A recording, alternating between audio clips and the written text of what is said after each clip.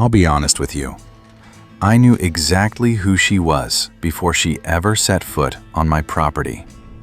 Everyone in the county did. Vivian Calloway was the kind of woman people warned you about in the same breath they used to describe her. Beautiful, calculated, the daughter of the man who had spent 15 years trying to take this ranch from my family. She had walked into courtrooms, business meetings, and rival dinners with the kind of cold confidence that made grown men reconsider their choices. She was not the sort of woman who showed up at a stranger's gate asking for help. And yet, there she was, standing at the entrance of the Harmon Ranch on a Thursday afternoon in late October, wearing a dust-covered white blouse and holding one heel of her boot in her hand because the other one had snapped clean off somewhere on the gravel road. Her black hair was loose around her shoulders, her dark eyes narrowed against the Texas wind, and the look on her face when she saw me open that gate was one I had never seen on her before. She looked like she had no idea what to say. That alone should have made me close the gate right back. My name is Cole Harmon. I am 34 years old. I run 1,200 acres of cattle ranch in Hays County, Texas, and I have exactly one standing rule when it comes to the Calloway family. They do not come on this land. My father made that rule. I kept it. It had been a fair rule for a long time, sensible, clean, the kind of boundary that kept business from becoming personal and personal from becoming catastrophic. I had watched my father spend a decade fighting Richard Calloway's legal maneuvering over water rights and land access, and I had spent 3 years since my father's death making sure the fight was finished. It was. The Harmon Ranch was mine. The agreements were signed, and the Calloways had moved on to other ventures. So there was no reason, no logical, reasonable ranch owner reason for Vivian Calloway to be standing at my gate with a broken heel and what looked suspiciously like dried clay on the side of her cheek. I leaned against the post and looked at her for a moment. She looked back at me. The wind moved between us like it was waiting to see what we would do. "Your truck break down?" I asked. "My car," she said. "It's a quarter-mile back. The road was worse than I thought." "What were you doing on that road in the first place?" She held up the broken heel. "I had a meeting in Buda that ended badly. I was taking the county road back, and the car dropped into a ditch I didn't see." I reckon she expected me to say something cold at that point. I think she had prepared herself for it. Her chin was already lifted, her jaw set just slightly, the posture of someone braced for a door being closed. I said, "You need a tow." "I know that." "You have a signal out here?" She checked her phone. "No." Nobody does. I looked at the sky for a second, then back at her. "I've got a truck.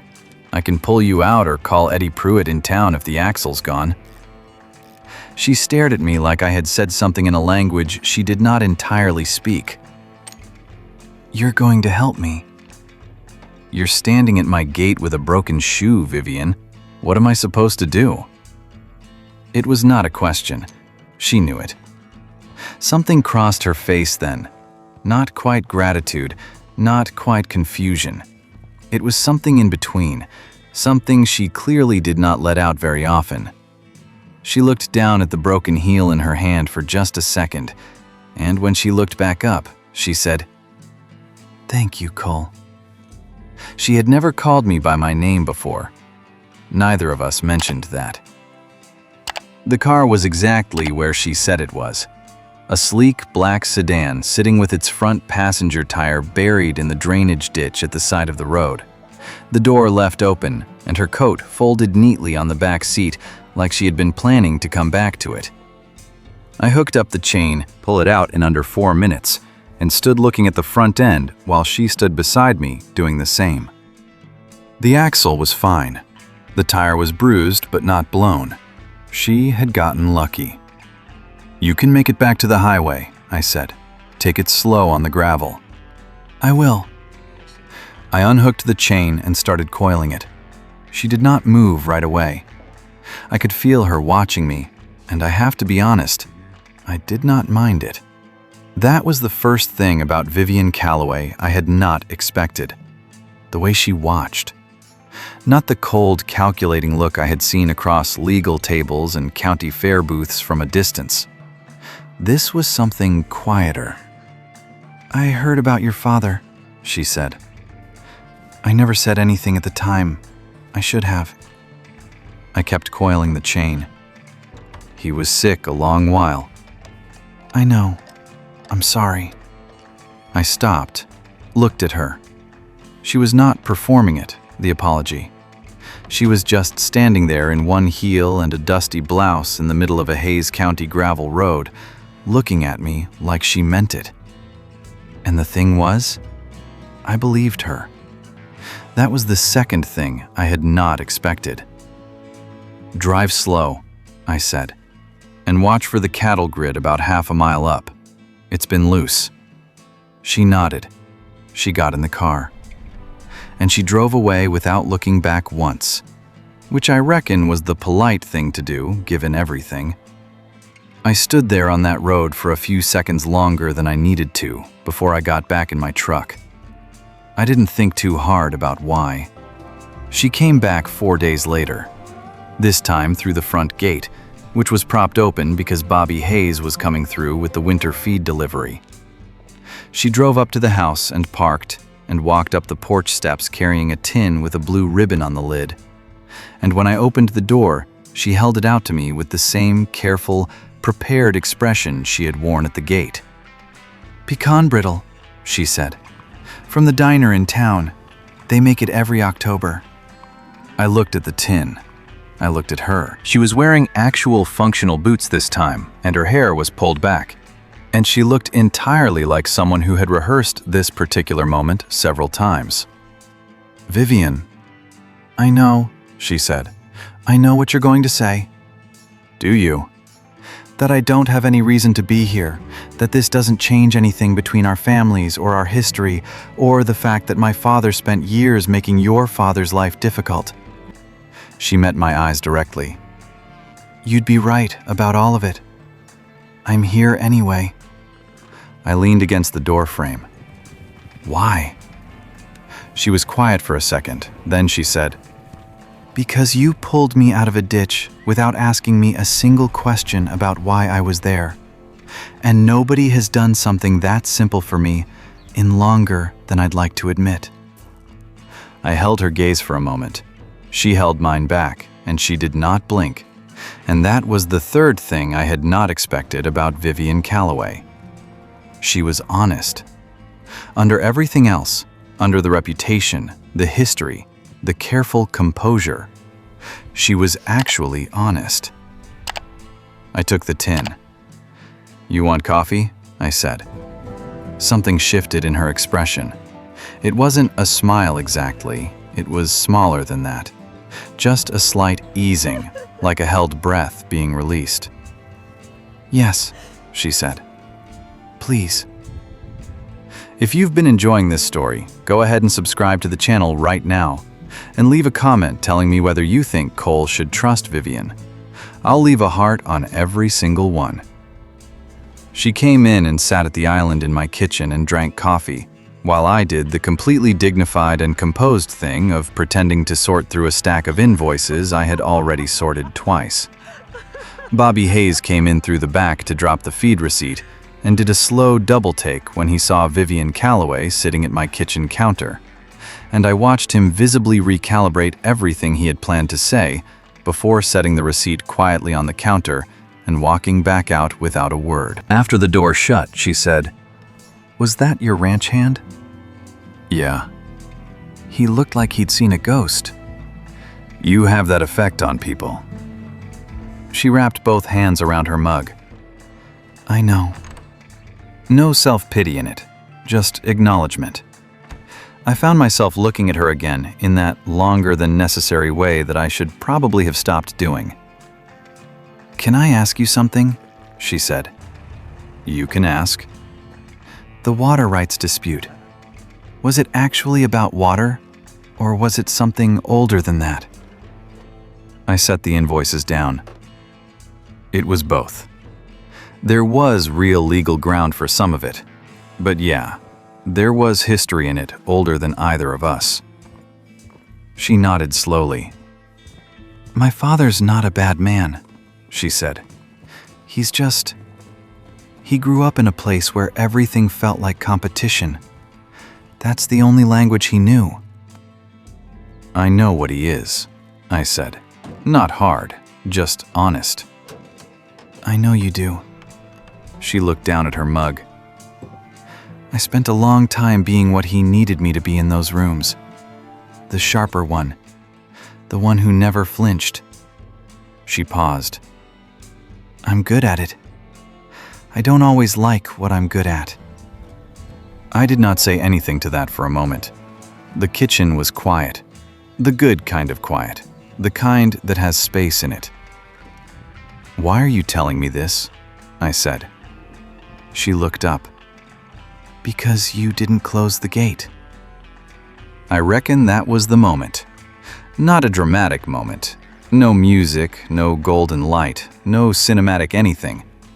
Just a woman sitting at my kitchen counter being genuinely honest about something difficult, and me sitting across from her feeling something I could not entirely categorize, unlocking somewhere in my chest. I didn't make too much of it right then. I am a methodical man. I prefer to observe something thoroughly before I name it. But I did notice it, and I did not forget it. She came back twice more that month, once to drop off a land survey from 1987, found in her father's files. It actually supported the Harmon claim on the creek boundary, which she drove out in person because she wanted it in my hands directly. The second time, she came because her car had a flat on the county road. She called the number I had written on Bobby's receipt, and I noted she had kept that number, and I was not sorry. I changed the tire. She held the flashlight, handed me each lug nut without being asked. When I looked up at her in the low evening light, she was already watching me. "You're good at taking care of things," she said. "Someone has to." "A lot of people could," she said. "Not a lot choose to." The sky behind her was going amber and dark rose. Her hair was loose in the wind. "Vivian." "Yeah." "I don't know what this is." She was quiet. Then, "Neither do I. I reckon we just keep showing up and find out." I thought about that on the drive back for a long time. November brought the cold fronts. Hays County in November is not brutal, but it gets serious. The kind of weather that reminds the cattle they need shelter and reminds the ranch hands to check the water lines before morning. I was already busy from before sunrise to after dark most days, which meant I did not have a lot of time for things I could not explain. Vivian had a way of not requiring much explanation. She called one Tuesday morning to ask if she could ride the east pasture fence line with me. She had never done it, she said, and she wanted to understand the land. I told her I'd be out at 7 and she should wear layers. She arrived at 7 sharp, in jeans and a flannel overshirt and a pair of worn leather boots that looked like they'd actually been used before, which surprised me in the best way. She had borrowed a hat from somewhere, a weathered tan Stetson that was slightly too big and kept sliding forward over her brows, which made her look less like the Vivian Calloway that half the county knew, and more like a regular person having an ordinary Wednesday morning on a horse. I gave her Maple, my quietest mare. She mounted up with more confidence than I expected, settled in, and looked at me. "Ready when you are, Harmon." We rode for most of the morning. She asked good questions, about the fence posts, the cattle breeds, the creek levels, which sections ran dry in summer. She was genuinely curious, not performing curiosity, and there is a difference that you can feel. By mid-morning, we were following the ridge line on the eastern edge, and she had pushed the oversized hat back so it was tilted behind her head and the sun was full on her face, and she looked comfortable, settled, like someone who fit somewhere she had not expected to fit. "You're not what I thought you were," she said at some point while we were watching a small herd move through the lower field. "I get that a lot." "No, I mean," she turned to look at me. "People say you're cold, remote, that you don't let anyone in." "That's accurate." "It doesn't feel accurate from here." I looked at the cattle, then at her. "Maybe you're the exception." She laughed at that, a real laugh, surprised out of her, and she pressed her hand over her mouth for a second, like she was not sure she had meant to let that out. Then she lowered her hand and just let herself smile. And I want to be honest with you. I had not seen Vivian Calloway smile before. Not really. And I did not see how I was ever going to stop thinking about it. She had no business being that beautiful when she smiled, I told Bobby later, not meaning to say it out loud. Bobby looked at me with the calm expression of a man who had worked for the Harmon family for 9 years and knew when to keep his thoughts to himself. "Yes, sir," he said, and went back to the fence post. I appreciated the professionalism. The dinner at the Pruitt Ranch was where things became complicated in the county. When I showed up to Eddie Pruitt's fall gathering and Vivian was there, both of us arriving separately, both of us ending up talking by the fence for the better part of an hour, the phone was ringing by Monday morning. 2 of my neighbors called. Bobby mentioned folks were wondering if I'd lost my mind. I told him I had found someone honest, and that was worth more than an easy reputation. He went quiet. Then, "Your dad would have liked that answer." "Yeah?" "He said the same kind of thing about your mom back in the day." That stayed with me. Vivian knew people were talking. She knew it before I said a word. When she came out to the ranch that Saturday, she sat down at the kitchen island and wrapped her hands around her coffee and said, "People are going to give you a hard time about this." "About what?" "About me being here." I leaned on the counter across from her. "Are they wrong to have opinions?" "No," she said. "I gave them reasons." She was quiet. "I was very good at being what I needed to be in those rooms, Cole. The sharper one, the one who never bent. I don't apologize for protecting what my family needed. But I know what I looked like from the outside." "What did you look like?" She met my eyes. "Like someone who didn't care who she had to go through." I held her gaze. "And now?" She looked down at her mug, then back up. "I'm sitting in Cole Harmon's kitchen drinking his coffee because he pulled me out of a ditch, and it's the most genuinely cared for I've felt in years." Her voice was steady, but just barely. "I care very much who I go through now." I did not plan what I did next. I have never been a particularly spontaneous man. I am methodical, as I said, and I prefer to think things through fully before acting. But I set my coffee down, and I walked around the island, and I stood close enough to her that she had to tilt her face up to look at me. And I said, very quietly, "Then stay." She blinked, just once. "Stay for dinner," I said. "Bobby made a pot of chili yesterday, and it's better on day 2. She laughed again, that surprised laugh, hand briefly over her mouth. "You are the strangest man." "I reckon so." She stayed for dinner, and the one after that. Before you get to the end of this one, Do me a favor and subscribe if you haven't already, and leave a comment. Did you believe Vivian from the beginning, or did Cole take longer than you? I'll be leaving a heart on every single comment. December. The ranch in December is full-time occupation. Winter feeding, checking the herd twice a day. The endless maintenance cold weather accelerates. Vivian did not sit on the porch while I worked. She asked what needed doing, and she did it.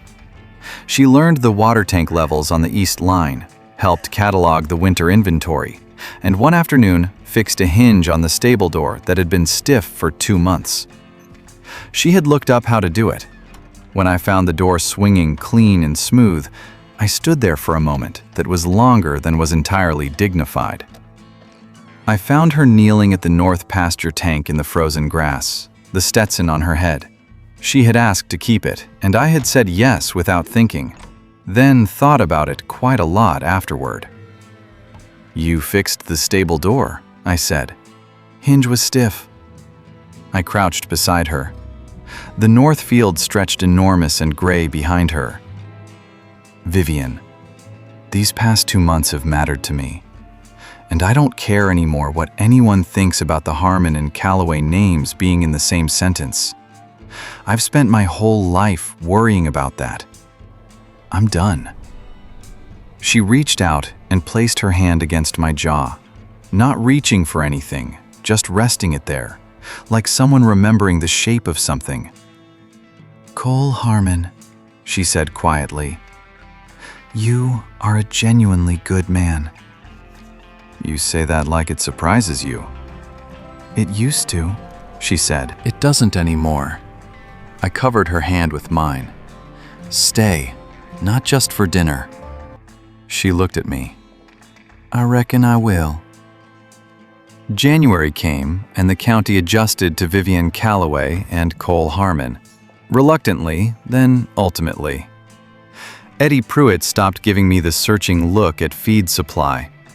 2 of my neighbors invited us both to a New Year's gathering, which I took as a significant development.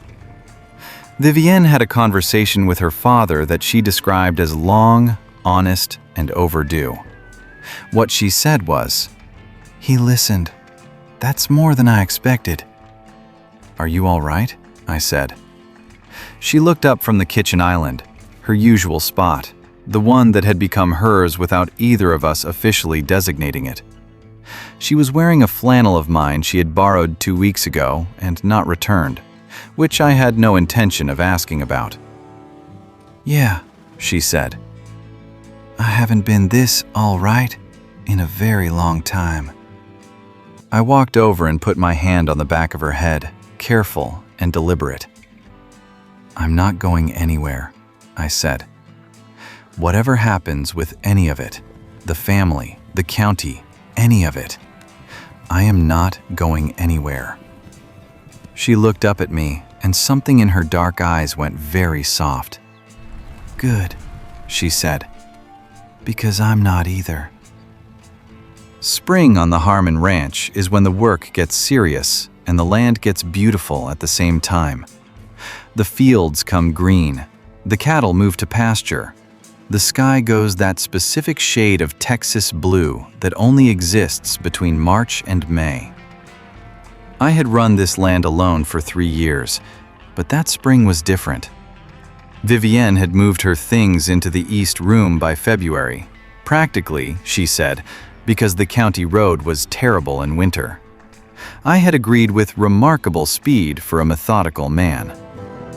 She took over the front porch mornings, spreading her consulting work across the side table, reading glasses on her nose. I would bring coffee out before I went to the stables, and she would look up and smile. I reckon I had done a lot of things in my life. Built a cattle operation from a debt-heavy inheritance. Held this land through legal pressure and hard winters. None of it had prepared me for Vivian Calloway smiling at me like I was the best part of her day. I did not make it complicated. Vivian would have seen through complicated anyway. She is sharper than most rooms she walks into, and she has excellent instincts for performance versus sincerity. I took her to the East Ridge at golden hour on a Thursday in late April, where you can see the whole property laid out below. The main house, the stables, the winter pasture, and the spring pasture. The creek line that had been the source of so much history between our families and was now just a creek, silver in the evening light, belonging to the land we were both standing on. She stood beside me looking out at it, and I looked at her instead. "You see all of that?" I said. She was quiet. "Every inch of this," I said. "I built it back from nothing. It almost went under twice. I have held on to it because it was my father's and his father's, and because I believe in this land the way some people believe in things you can't see." She turned to look at me. "I want it to be yours too," I said. "Legitimately, permanently, in every way it can be." I reached into my jacket pocket. The ring had been my grandmother's, simple, warm gold, a small round stone that caught the evening light and held it. "I want you to stay because you want to be here, not because the road is bad or the guest room is practical or because there's nowhere else. Because this is where you belong, with me." Vivian Calloway, who had walked into courtrooms and boardrooms and legal battles with the composure of someone who had never learned to flinch, looked at that ring in my hand, and her eyes went bright, and her chin wobbled exactly once. "Cole," she said. "Yeah." "You are," she said, with some effort, "the most unexpected thing that has ever happened to me." "You're telling me," I said. She laughed, that surprised, unstoppable laugh, hand over her mouth for just a second, and then she took her hand away and let herself cry just a little bit, and looked at me with all of it right there on her face. No composure, no calculation, no careful distance, just Vivienne, just honest. "Yes," she said. "Obviously, yes. Cole Harmon, yes." I put the ring on her finger. She grabbed the front of my jacket with her other hand and pulled me down to her and kissed me in the golden hour light on the east ridge of the Harmon Ranch, with the whole property laid out below us and the Texas sky going pink and gold above us and the wind coming warm from the south. I held her face in my hands and I thought, this is the thing I did not know I was building all this time. The land, the fences, the cattle, the creek rights, the hard winters and the hard decisions. All of it was preparation for having something worth protecting. Someone worth being devoted to. She pulled back and looked at me. "You're smiling," she said. "I'm aware." "I've never seen you smile like that." "You've been watching me pretty close," I said. "Since that gravel road in October," she said. "I've been watching you that close." I kissed her again. The evening held still around us, generous and warm, the way the Texas spring will do when it decides to be in your favor. I will tell you the thing I know now that I did not know in October, standing at the gate of my own ranch, looking at a woman with a broken heel and 2 months of history between our families. I know that reputation is not character. I know that who a person is in a room full of people watching is not the same as who they are when they fix a hinge on a stable door because it was stiff and they had 20 minutes. I know that people can change what they are good at when they decide what they actually want. And I know that the thing about being devoted to someone, really devoted, the kind that runs deeper than any rule you ever set for yourself, is that it does not feel like a sacrifice. It feels like finally understanding what the whole thing was for. Vivienne Calloway is sitting on the porch right now. It is April, the fields are green, the ranch is good. She has her reading glasses on and her coffee in both hands, and the tan Stetson that was too big for her is hanging on the hook by the door where it lives now, where it belongs now. In a minute, I am going to bring her coffee, and she is going to look up and smile. I am never going to stop being grateful that she picked that county road in October. I am never going to stop being grateful that I did not close the gate. This is the Harmon Ranch. This is mine. This is hers. This is exactly right.